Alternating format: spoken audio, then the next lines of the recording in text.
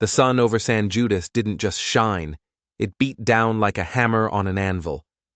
Dust, fine as flour, coated everything, rising in lazy puffs with every bootstep. Men leaned against storefronts, hats low over their eyes, looking like they were waiting for the world to end, or for a strong drink, whichever came first.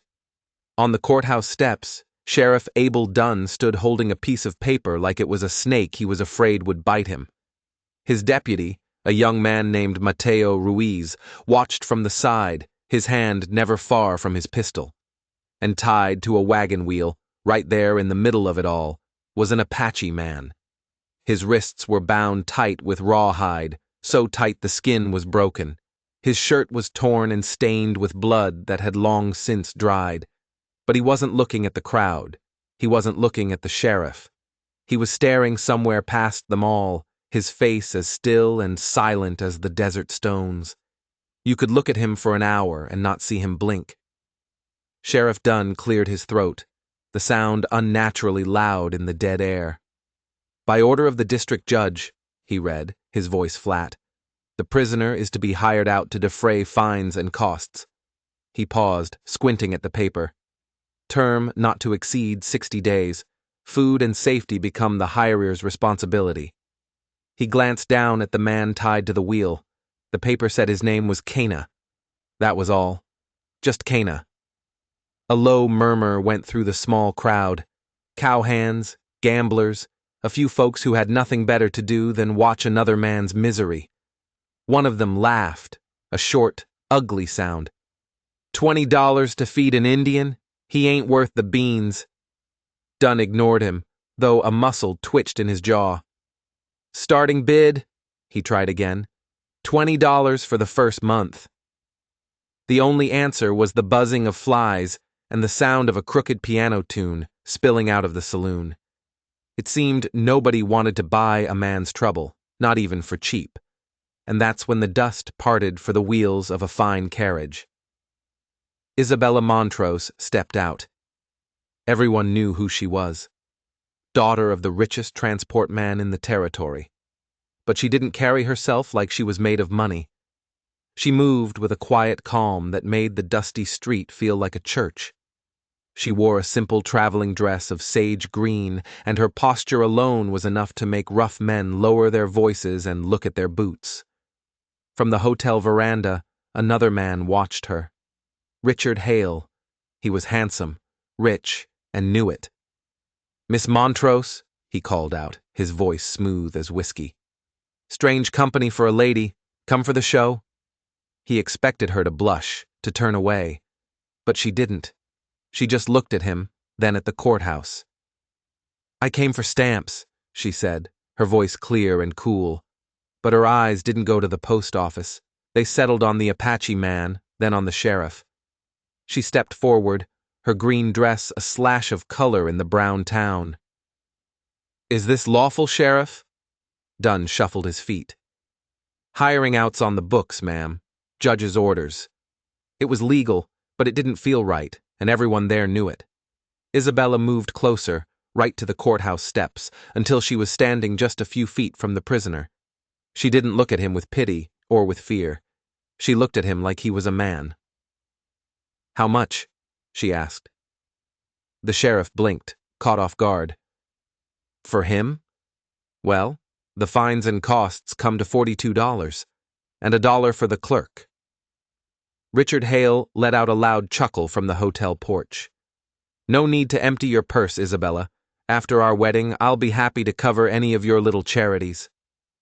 He said it for the whole town to hear, marking his territory, marking her as his.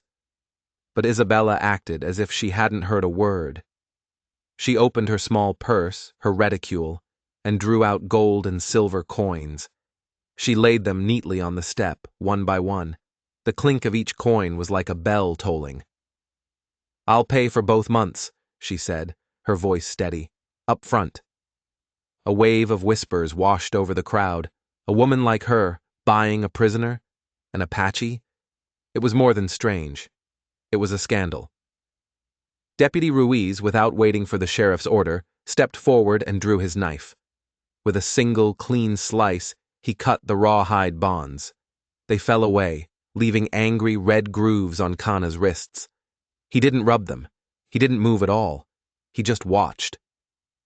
"Stand," Isabella told him. Her voice wasn't a command, it was an invitation. He rose slowly, unfolding himself until he was taller than nearly every man in that crowd. For the first time, his dark, unreadable eyes met hers. There was a flicker of something in their depths, something ancient and unbroken. "You'll ride with me," she said. "You're under my word for 60 days. You'll be fed and you'll earn wages." Her voice softened just a little. "If you choose to leave before then, we'll settle it proper with the sheriff." Richard's smile had vanished. His face was a thundercloud. Isabella ignored him. She picked up the parcels she'd come for and turned toward her buggy. Without a word, without a look back, Kana followed her. There was no chain between them now. There was no rope. There was only the stunned silence of the town and the burning eyes of every person in San Judas on their backs. And as they rode out of town, a question hung in the dusty air. What had Isabella Montrose just done? Had she saved a man, or had she just bought her own destruction? The Montrose estate wasn't a fortress, but it was close. A big white house surrounded by dry hills, with a grove of juniper trees standing like sentinels. Their well was one of the few that hadn't run dry, a fact that made her father both proud and nervous. At the main gate, Isabella turned to face the man she had bought. He stood beside the buggy, not waiting for orders, just watching, listening. "My father believes in locks," she said, her voice low. "I believe in watchmen." She pointed toward a small rise among the junipers, a place that overlooked the entire yard, the house, the stables. "That will be your place, at night. By day you can sleep in the tack room. We'll prepare something better soon. You'll be paid proper wages each week." Kana didn't answer. His gaze followed her finger to the juniper rise, then returned to her face. He seemed to be weighing her words, testing them for their truth. Then he spoke, his voice rough from disuse, but clear. "Kana," he said. It wasn't an introduction. It was a declaration, like he was staking a claim to the only thing he had left. "I heard," Isabella replied softly. Without another word, he walked toward the little hill. His posture was ramrod straight, his hands loose at his sides. He didn't look like a prisoner or a hired hand. He looked like a soldier taking his post. The breeze rustled through the juniper trees, carrying their sharp, clean scent across the yard. As the sun went down, Isabella went inside, but she couldn't settle. The whole house felt different now, charged with a new energy. That night, a storm grumbled far off in the mountains. Isabella lit a lamp and placed it in the kitchen window, a habit her mother had taught her to guide travelers during storms. She looked out toward the juniper rise, and there he was, a silhouette against the darkening sky, standing watch, as still as the trees around him. For a long moment she watched him, and a strange feeling settled in her chest. It wasn't fear. It was something else, something she couldn't yet name.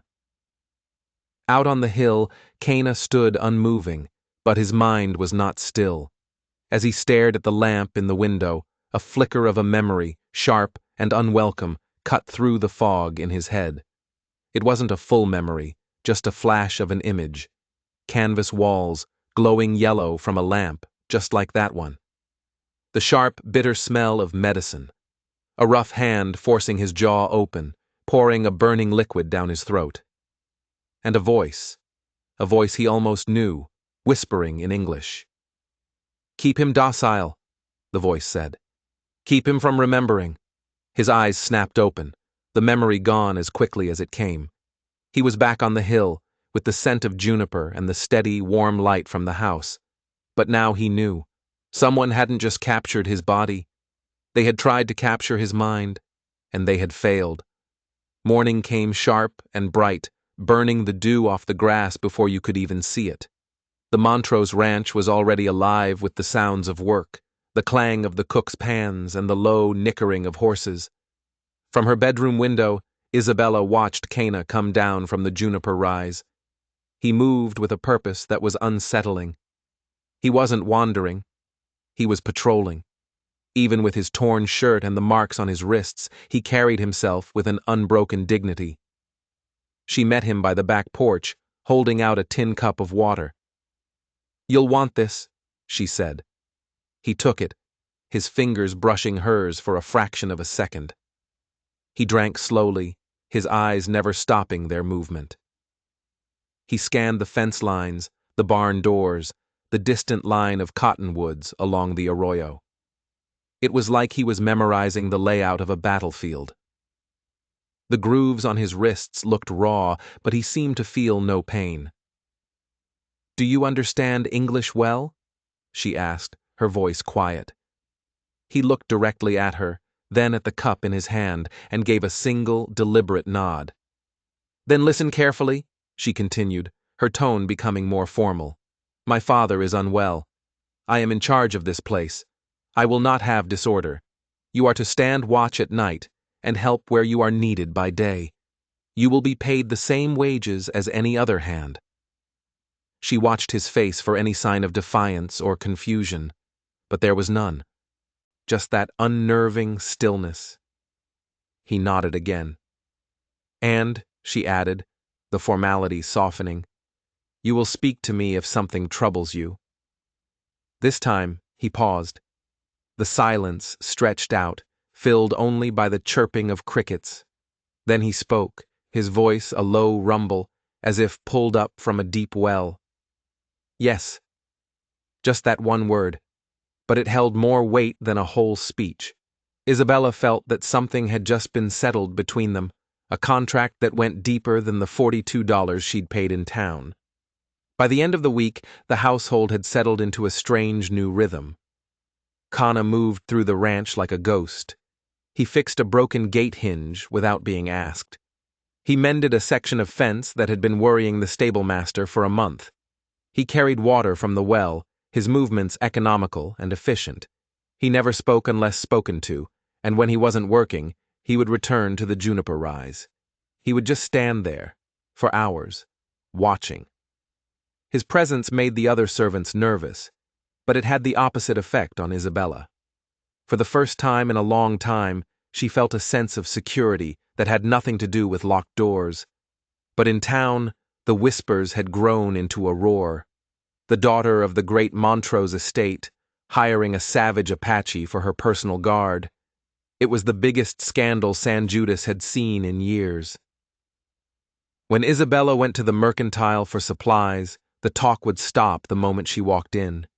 Then the whispers would start up again behind her back. "She keeps him too close," one woman muttered, just loud enough for her to hear. "Better pray he don't turn on her in the night," said another. She held her head high and ignored them, but the words were like burrs, sticking to her, pricking her skin. Of course, Richard Hale couldn't stay away. He arrived one afternoon, his prized stallion kicking up a cloud of dust, making a grand entrance. He swung down from his silver-inlaid saddle with an easy grace, his boots hitting the ground like he already owned the place. "I came to see you, Isabella," he announced, striding onto her porch without waiting for an invitation. "And to see this arrangement." His eyes, cold and assessing, flicked toward the juniper rise where Cana stood watching. "You've seen it," Isabella replied, her voice as cool as the water from her well. Richard's smile was a thin, sharp line. "The town is talking, Isabella. They say a Montrose lady keeping an Apache bodyguard is a disgrace." He leaned closer, his voice dropping to a conspiratorial whisper. "They'll forgive it, of course, once you're my wife. Then I'll put my own men on this place, and he can go back to whatever hole he crawled out of." She didn't flinch. She folded her hands in front of her, a picture of calm control. "Until then, Richard, this house is mine to run." For a split second his mask slipped. His jaw tightened, and a flicker of raw anger flashed in his eyes. Then he laughed, a sound that was too loud, too forced. So be it. Play your little charity game if it pleases you. But in 2 months, you'll be wearing my name, and this foolishness will end." He tipped his hat, turned, and strode away, his boots crunching on the gravel with angry energy. Isabella watched him ride off, a knot tightening in her stomach. He wasn't just arrogant, he was dangerous. When she turned, she found Cana's eyes on her from the hill. His face was still unreadable, a mask of stone. But in that steady, watchful gaze, she felt a strange sense of partnership. And she knew, with a certainty that chilled her to the bone, that Richard's visit wasn't a warning. It was a threat. That night, the moon was swallowed by thick, dark clouds. The yard was plunged into a deep, disorienting shadow, the kind of darkness where secrets and violence could breed. Isabella was woken from a restless sleep by a sound that didn't belong. A low whistle, sharp and unnatural, cutting through the night. Then, the distinct scuff of a boot on gravel, too close to the stables. Too close. She slipped a shawl over her nightgown and crept to the window, her heart pounding against her ribs.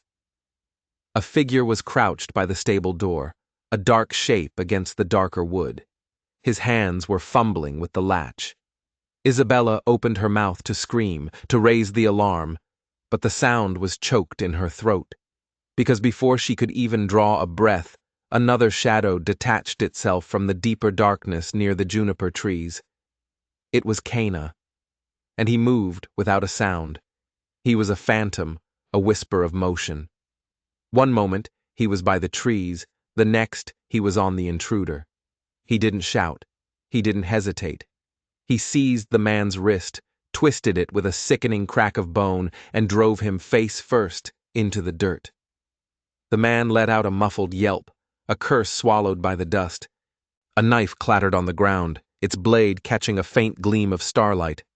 Only then did Cana speak, his voice a harsh bark that ripped through the silence. "Sheriff." The single word was enough. Lights flared in the windows of the bunkhouse.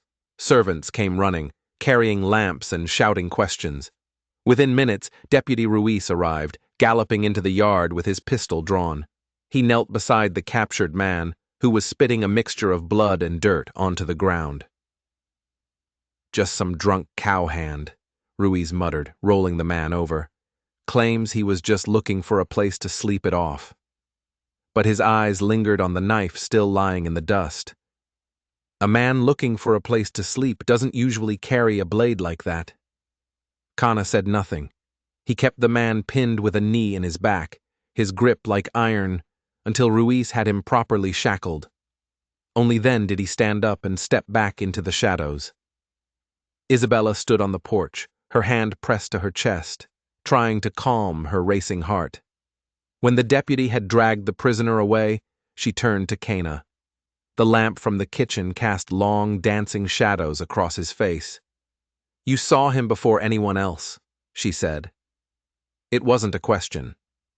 "Yes," he said simply. His gaze was fixed on the spot where the intruder had been. "Would he have harmed us?" she asked, her voice trembling slightly. Cana's eyes drifted to the knife, still gleaming in the dirt. He looked from the knife to the stable where her prize mare was kept, then back to her. He gave a slow, certain nod. Something inside Isabella's chest tightened. It wasn't fear anymore. It was a cold, hard recognition. This man wasn't a servant she had pitied. He wasn't a charity case. He was the only thing standing between her home and the violent darkness that pressed in from all sides. He was the reason they hadn't woken up to the smell of smoke and the sight of blood. "Come inside," she said, her voice stronger now. "You need food.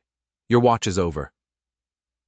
He looked at her, and for a moment, she thought he might agree. But then he shook his head, a single sharp movement. "Watch," he said. The word was final. It was an anchor dropped in the deep. She wanted to argue, to insist, but she knew it would be useless. So she left him there, a silent guardian in the darkness. As she turned to go back inside, her eyes fell on the knife again, It wasn't just a random cowhand's knife. The hilt was wrapped in a specific way, with braided leather of two colors. It was a style favored by the men who worked for one person in this territory, Richard Hale. The chill that went down her spine had nothing to do with the night air. The intruder hadn't been random. He had been sent. The sky began to grow restless in the weeks that followed. By late July, thunderheads would pile up over the mountains like a herd of black cattle, and the air would get thick with the smell of iron and rain that never fell. Isabella was in town, delivering a wagon of grain to the church, when the sky finally broke open.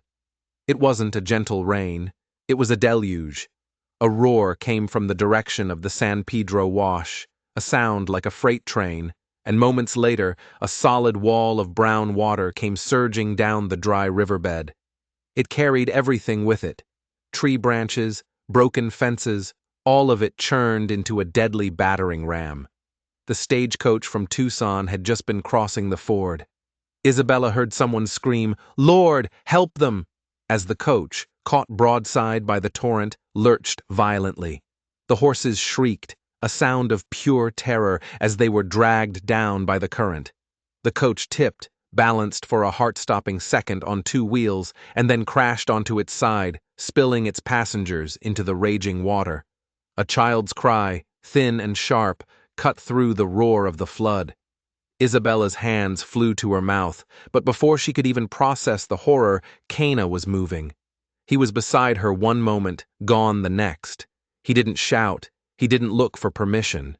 He acted. He ripped a long coil of hemp rope from a nearby wagon bed, tying one end securely around his own waist and tossing the other to a group of stunned men. He moved to the edge of the flood, and without a single moment of hesitation, he plunged in. The water hit him like a physical blow, swallowing him up to his chest and trying to spin him away. But he dug his feet into the slick mud of the riverbed, finding a footing where no man should have been able to stand. He fought his way through the debris-filled water, his focus absolute. He reached the overturned coach, wrenched the door open against the force of the current, and pulled a small, coughing girl into his arms. He held her high above the water and began the slow, brutal fight back to the bank. A second trip, this time for the driver, who was pinned beneath the wreckage. The water battered Cana relentlessly, slamming him against floating logs. Isabella saw blood blossom on his arm, a bright slash of red against the muddy torrent. Finally, the crowd on the bank hauled him back with the rope. He staggered onto solid ground, gasping for air, the little girl still clinging to his neck, sobbing. "Papa!" she cried, reaching for the town's mayor, who pushed through the crowd, his face as white as a sheet. "Papa, he saved me!" For a moment, the entire street was silent. The only sound was the roar of the flood and the little girl's sobs. Then, the crowd erupted. Some men shouted their thanks, clapping Cana on the back, but others just stared, their faces tight with suspicion. "Bravery don't change his blood," a rancher spat, turning away. "He saved a child," another man countered, his voice loud. "What more proof of a man's decency do you need?" Isabella pushed through the crowd and pressed her handkerchief against the gash on Cana's arm. He swayed on his feet, but he stood tall, his eyes distant, as if he were looking at a battle only he could see. That night, back at the ranch, she stitched his wound by the flickering light of a lantern in the tack room. He sat perfectly still, not even flinching as the needle passed through his skin. "You could have drowned," she whispered, her hands trembling as she worked. His gaze was fixed on the lantern flame. Child needed help. "You risked your life for a stranger's child," she said, her voice thick with an emotion she couldn't define. He blinked slowly, as if her words were foreign. "Life was given back," he said, his voice low. "Must use it." She tied the final knot and looked up. His eyes were no longer distant. They were fixed on her, and in their depths, she saw a profound and weary understanding. She felt a connection to him in that moment, a powerful pull that was both terrifying and undeniable. Later that night, she heard him tossing in his sleep in the tack room. He was murmuring words in his own language, words she couldn't understand.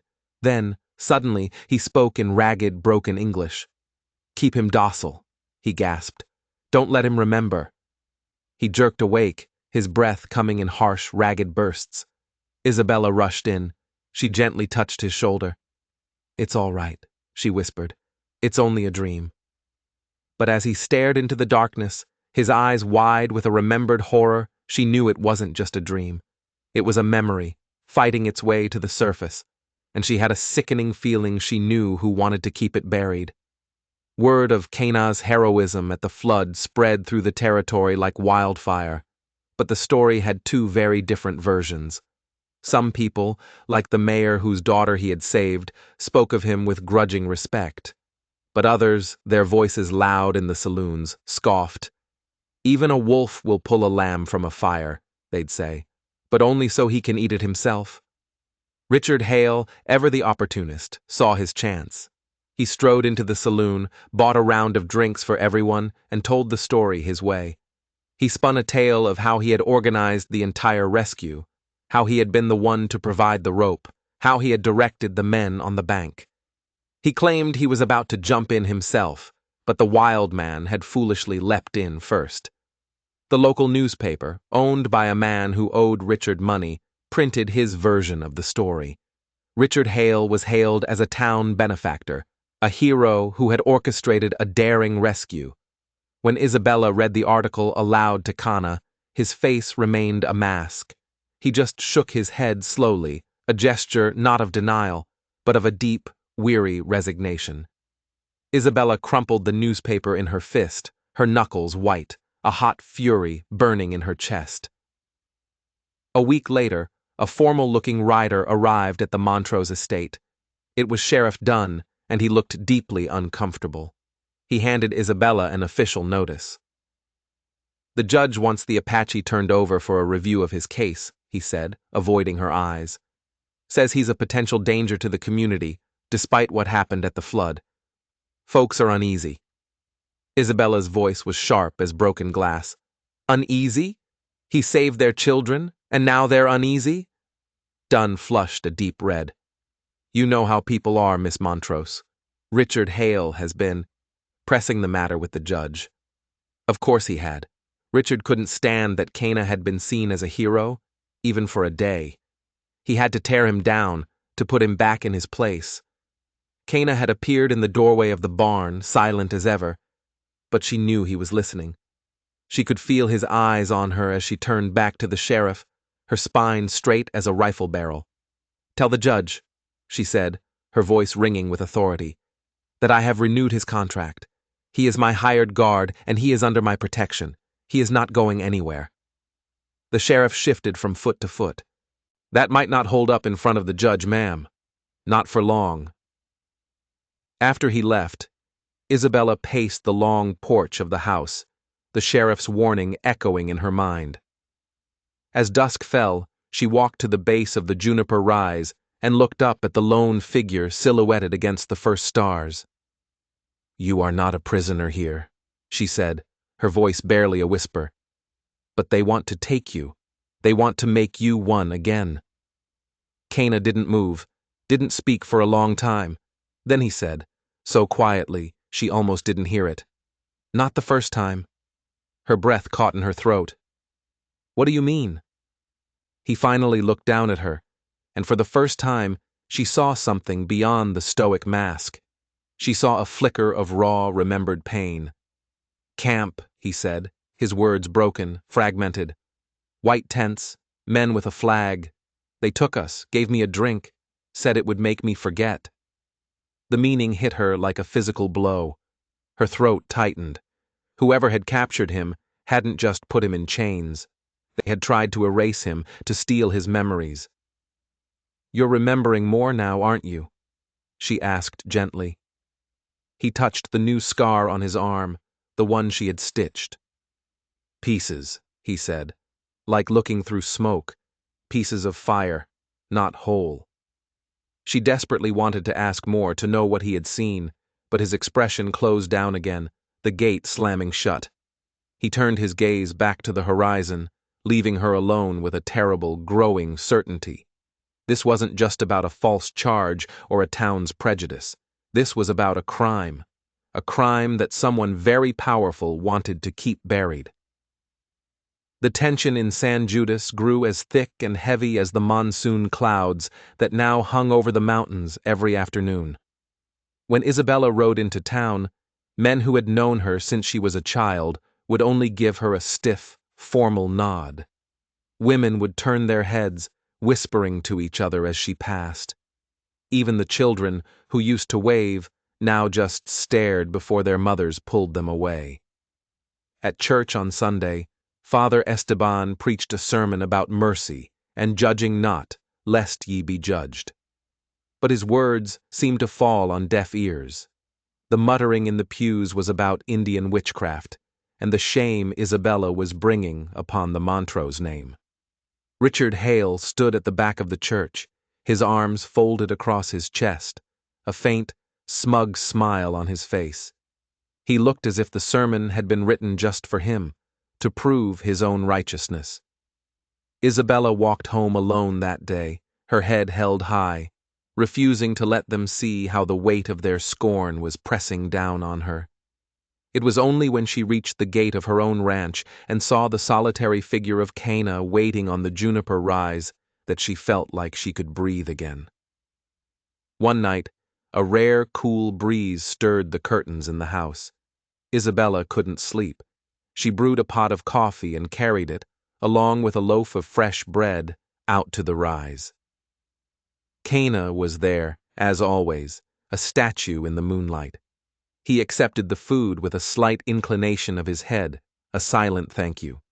He ate with a quiet dignity that made the simple meal feel like a ceremony. "You've kept this house safe," she said, breaking the silence. "More than safe." He didn't look at her. He kept his eyes on the dark horizon. "Danger is not gone," he said. Her heart started to beat a little faster. "What danger? From Richard?" His eyes narrowed just slightly. "The man with the silver saddle," he said, his voice low and hard. "I have seen him before, a long time ago." He paused, and Isabella held her breath. In the fire. She froze. The coffee cup in her hand suddenly felt impossibly heavy. Richard Hale's silver-inlaid saddle was his trademark. He rode it in every parade, polished it until it gleamed. It was a symbol of his wealth and power. "What fire?" she whispered, her voice barely audible. Cana shook his head, a gesture of frustration. He pressed the heels of his hands to his temples. "The memory is smoke," he said. "It will not hold, not clear." But it was clear enough for her. Her hands began to tremble. If Richard Hale had been at a fire connected to Cana's past, then this wasn't just a rivalry. It wasn't just about her. Richard wasn't just trying to run Cana out of town, he was trying to silence him, to bury a memory that could destroy him. All of their lives, hers, Cana's, Richard's, were tangled together in the ashes of that forgotten fire. She looked at him, his face carved into sharp angles by the lantern light, and she felt a wave of cold fear, followed immediately by a surge of fierce resolve. They were coming for him, and she would not let them take him again, not without a fight. The next morning, the sky was the color of a fresh bruise, the clouds swollen and black with rain that threatened to break at any moment. The weather matched the mood in town. The rumors were no longer whispers. They were spoken openly in the street. The judge had issued a new order. It was final this time.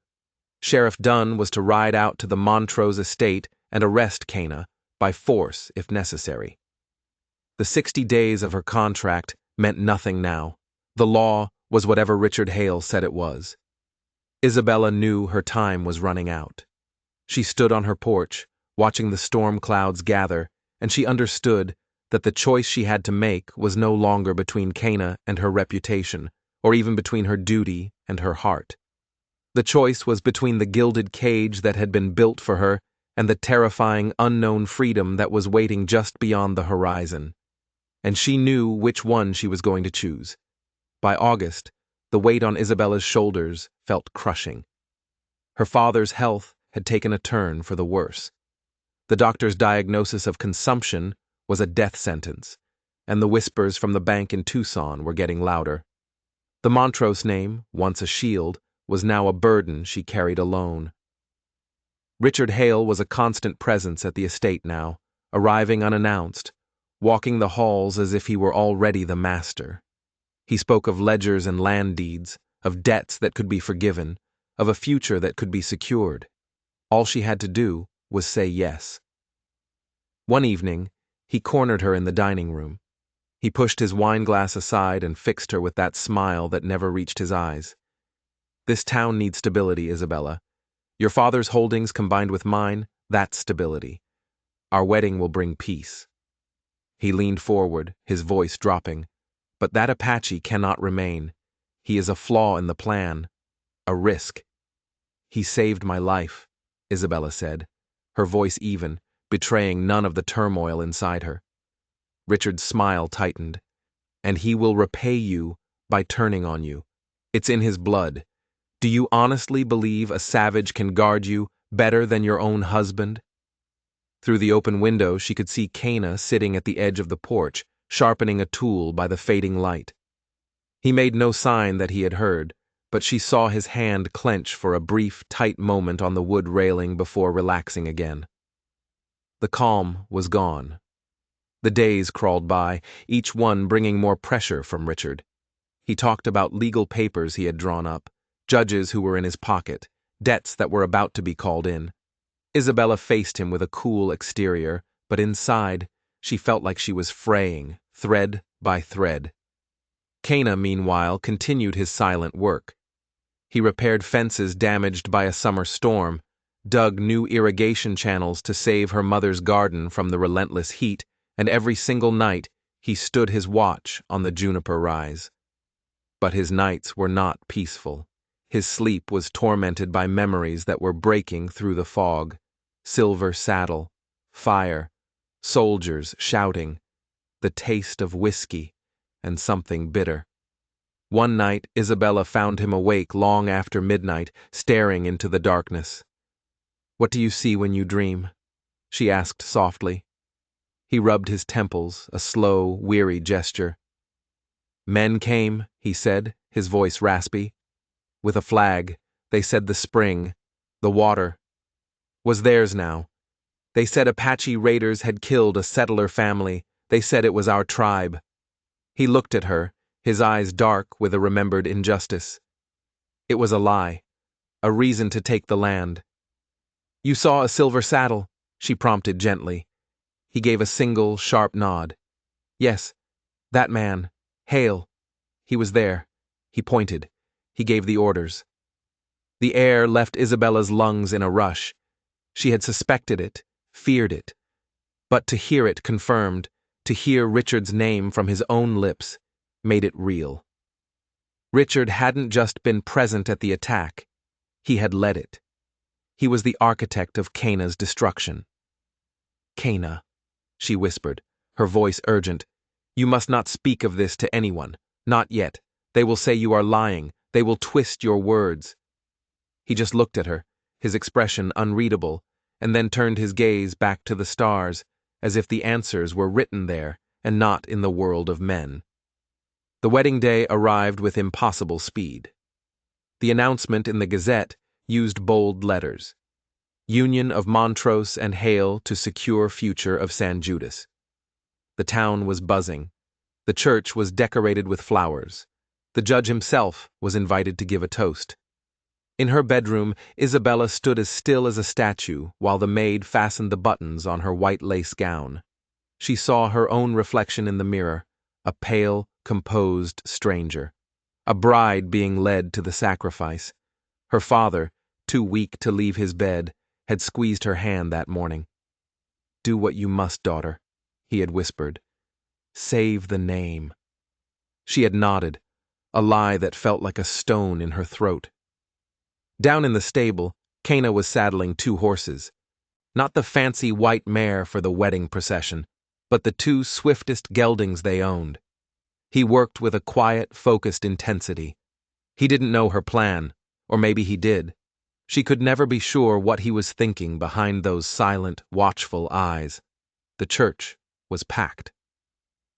Richard stood at the altar, beaming, his silver-saddled stallion tied ostentatiously right outside the church doors, a trophy for all to see. Sheriff Dunn stood near the front, looking nervous. Deputy Ruiz was further back, his face grim. The organ began its wheezing tune. The heavy doors swung open. Isabella walked down the aisle, her veil hiding her face, her steps measured and steady. She reached the altar. Richard took her hand, his grip possessive, like he was closing a deal. The priest opened his book. "Dearly beloved—" "Wait!" Isabella's voice, clear and strong, cut through the reverent hush. The entire church gasped as one. She lifted her veil, her eyes locking with Richard's. "I cannot do this. This is not right." Richard's face went from triumph to disbelief to fury in a matter of seconds. "Isabella!" he hissed, but she had already turned. In one swift, fluid motion, she dropped her bouquet of white roses, gathered the heavy skirts of her wedding gown, and ran. She ran down the aisle, past the shocked faces, past the whispers and the pointing fingers. "Stop her!" someone shouted, but she was too fast. She burst out through the church doors into the blinding afternoon sun, and he was there. Cana was waiting, astride a lean black gelding holding the reins of a second horse. He hadn't questioned. He had understood. Without a word, she hiked up her dress and swung herself into the saddle. Richard exploded through the doorway just in time to see them. Two figures, one in a torn shirt and one in a white wedding dress, kicking their horses into a full gallop, leaving a cloud of dust and scandal in their wake. His face turned a dark, mottled purple. "My bride!" he roared, his voice cracking with humiliation and rage. "She rides with a savage!" Chaos erupted. Men scrambled for their horses. The sheriff was shouting orders that no one was listening to. Richard vaulted into his silver saddle, his face a mask of pure hatred. "Bring them back!" he screamed at the confused crowd. "Alive or dead, I don't care. They will not shame me on my wedding day." They rode like the wind, Isabella's white veil tearing loose and whipping behind her like a tattered flag of surrender, or maybe of victory. The desert opened up before them, vast and unforgiving. Cana led the way, weaving through dry arroyos and thickets of mesquite, moving with the innate certainty of a man who was born of this land. Behind them, the sound of hoofbeats grew louder, a drumbeat of pursuit. The hunt had begun. Isabella glanced over at Cana. His jaw was set, his eyes fixed on the horizon. There was no fear in him, only purpose. And in that moment, she felt the true weight of her choice settle over her, not as regret, but as a heavy, grounding certainty. She had broken every rule, forsaken her name, her wealth, her safety, and for the first time in her entire life, she was completely and utterly free. The desert was a harsh and beautiful enemy. Cana led them through a maze of canyons and dry washes, using the landscape itself as a shield. The moonlight painted silver lines on the canyon walls, turning the world into a dreamscape of rock and shadow. But behind them, the sound of pursuit was a constant, terrifying drumbeat. Richard's men were relentless. By dawn, their canteens were almost empty. Isabella's wedding dress was torn and stained with dust.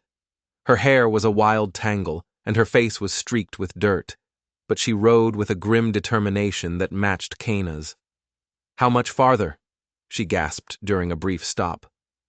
"Far," was his only reply, his eyes scanning the horizon behind them.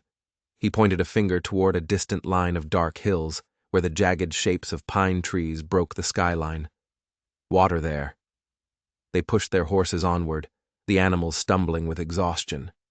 When they finally reached a small, rock-hidden spring, Isabella nearly fell from the saddle. She dropped to her knees and drank the warm, brackish water like it was the finest wine. It was life. She filled a cup for Cana, but he only drank half, pouring the rest into his cupped hand for his horse. She watched him, amazed at the quiet discipline that governed his every action. He cared for the animal before himself. It was a simple act, but it told her everything she needed to know about him.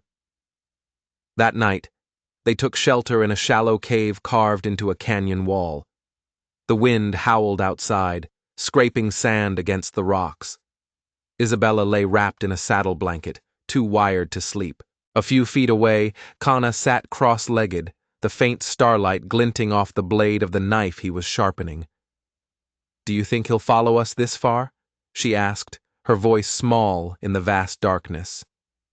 "Yes," he answered, without looking up from his work.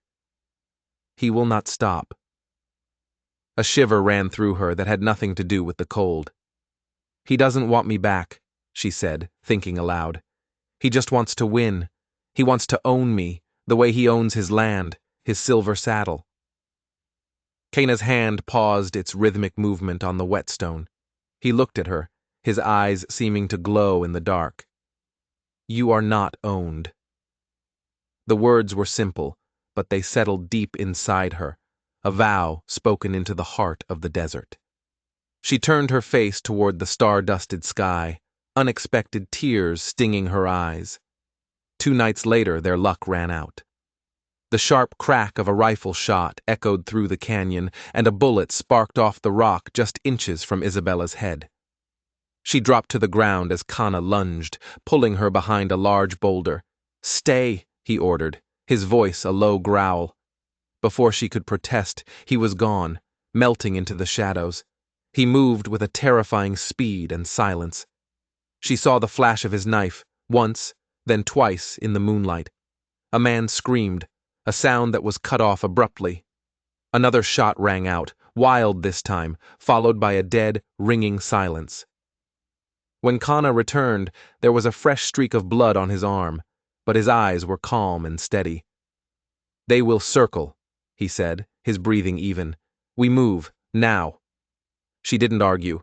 They mounted their horses and rode hard, not stopping until the canyon walls fell away and they were back in the open scrubland. By morning, they were desperate. The horses were on their last legs, and they were out of water again. Then, through the shimmering heat, they saw it. A thin curl of smoke rising from a hidden grove of cottonwood trees. It was a risk, but they had no choice. As they approached, a figure stepped out from the trees, a rifle held loosely but confidently across her knees. It was June Carver, a tough, elderly woman who lived alone on the edge of the territory, a recluse the townspeople mostly avoided. "Figured you'd come this way," she said, her voice dry as dust. "Richard Hale's been hunting you like a rabid dog. He's telling everyone he'll drag you back to San Judas in chains." "June, why are you helping us?" Isabella asked, her voice cracking with exhaustion. "They'll call you a traitor." June's weathered face softened for a moment. "I've seen too much in my years, child. Men like Hale, buying and selling lives and calling it the law. You chose your own path. That takes more courage than most folks have in their whole lives. I'm not about to let his wounded pride be the end of you."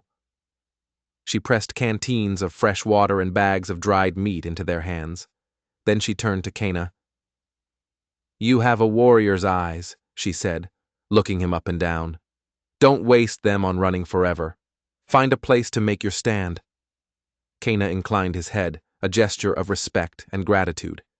As they rode away, refreshed and resupplied, the pieces of Cana's memory began to fall into place with a terrifying clarity. The glint of a silver saddle in the firelight, the smell of smoke and fear, the shouts of soldiers. He saw his own people ambushed and betrayed. He saw his own hands being bound, felt the neck of a bottle being forced between his lips, tasted the bitter liquid that stole his world. He pulled his horse to a sudden, jarring halt, clutching his head as a wave of pain and memory washed over him. "What is it?" Isabella cried, reining in beside him.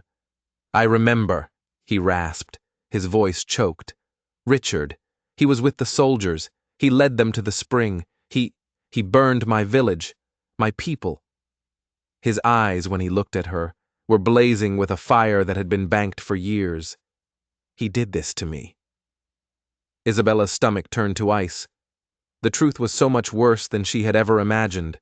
Richard wasn't just an arrogant fiancé or a corrupt landowner. He was a monster. He was the man who had personally destroyed Cana's life. She reached out and touched his arm, her own pain forgotten. "Then we are not just running from the same man," she said softly. "We are hunting him." His gaze met hers, and for the first time she saw everything. Not just the warrior, but the deep, profound wound beneath. The loss of his home, his people, his own name. He wasn't just fighting for his freedom anymore. He was fighting for his soul. The mountains rose up from the desert floor like the jagged teeth of some great beast, their peaks stained crimson by the setting sun. Isabella and Cana urged their tired horses up a narrow, winding trail, every step taking them higher, further away from the flatlands below. But they weren't safe. Far below them in the basin, they could see the tiny plumes of dust that marked their pursuers. Richard Hale was still coming. He would never stop. By nightfall, they reached a high plateau, a windswept place where ancient juniper trees clung to the bare rock. The air was thin and cool, smelling sharply of resin. Cana dismounted and immediately walked to the edge of the ridge, his body tense as he scanned the valley spread out below him. "They are close," he murmured. "Too close." Isabella came to stand beside him, her torn dress whipping in the wind. "We can keep riding," she said. "We can make it to the Northern Territories." He shook his head, a slow, final movement. "No, the chase must end. Here." Her breath caught in her throat. He was right. There would be no running far enough, no hiding place secure enough.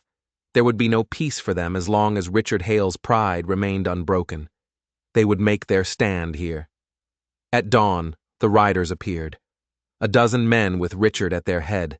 His silver saddle gleamed mockingly in the morning sun, his face a twisted mask of rage. "Isabella!" His voice echoed up the mountainside, sharp and cracking like a whip. "It's over. You've been deceived, bewitched by that savage. Come down now, and I will find it in my heart to forgive this madness." Isabella stepped to the very edge of the plateau, her chin held high. "There is no madness here, Richard," she called down, her voice clear and carrying on the wind. "I chose this. I chose him. I will never be yours." A collective gasp went through the men below. Richard's jaw clenched so tight she could see the muscles bulge from 100 yards away. "You shame your family, your town, your name. For what? For a vagrant with no memory?" Cana stepped up to stand beside her, tall and silent, the scars on his arms and wrists bared to the sun. His voice, when he spoke, was not loud, but it rolled down the mountain with the weight of thunder. "Not without memory now, Hale. I remember you." The men below shifted uneasily in their saddles. "I remember you riding with soldiers. I remember you burning our camp. I remember you taking the spring water that was ours. I remember the bottle you gave me, the one that was supposed to make me forget." He took a step forward. "I remember everything." Richard let out a harsh, barking laugh. "The lies of a savage. Who will believe you? It's my word against yours." But then, a single rider detached himself from the group and moved forward. It was Deputy Mateo Ruiz, his young face set in grim lines. "I'll believe him, Richard," he said, his voice shaking but clear. "Because I was there. I was just a young scout with the army then. I saw your silver saddle by the firelight that night. I saw what you did." His eyes hardened. "I've kept silent for too long. No more." The truth, once spoken, could not be taken back. You could see it ripple through the other riders. They looked at Richard, then at each other, their loyalty fracturing like shattered glass. Richard's face went dark, his pride finally unraveling into pure, murderous rage. "So be it," he snarled, and he raised his rifle, aiming not at Cana, but at Isabella. "If I can't have her," he screamed, "no one will." The shot cracked through the morning air. Isabella flinched, but Cana was already a blur of motion. He lunged, tackling her to the ground as the bullet tore through the sleeve of her dress. In the same fluid movement, he came up with his knife in his hand and charged down the rocky slope. The men below shouted, some raising their rifles, but they hesitated. Their fight was with an Apache fugitive, not with a man defending a woman from her would-be murderer. Cana closed the distance with impossible speed. Richard swung the heavy rifle like a club, but Cana deflected the blow, ripped the weapon from his hands, and drove his shoulder hard into Richard's chest. The two men went down in a cloud of dust and violence. Isabella scrambled to her feet, crying out his name, but Ruiz spurred his horse forward, blocking her path. "No, Miss Montrose, this is theirs to settle." Richard fought with the wild desperation of a cornered animal, a man watching his entire world collapse around him. He clawed and kicked and spat, but Cana's strength was different. It was the steady, focused strength of a man who had lost everything and had nothing left to fear. At last, he pinned Richard to the ground, the point of his blade pressed against his throat.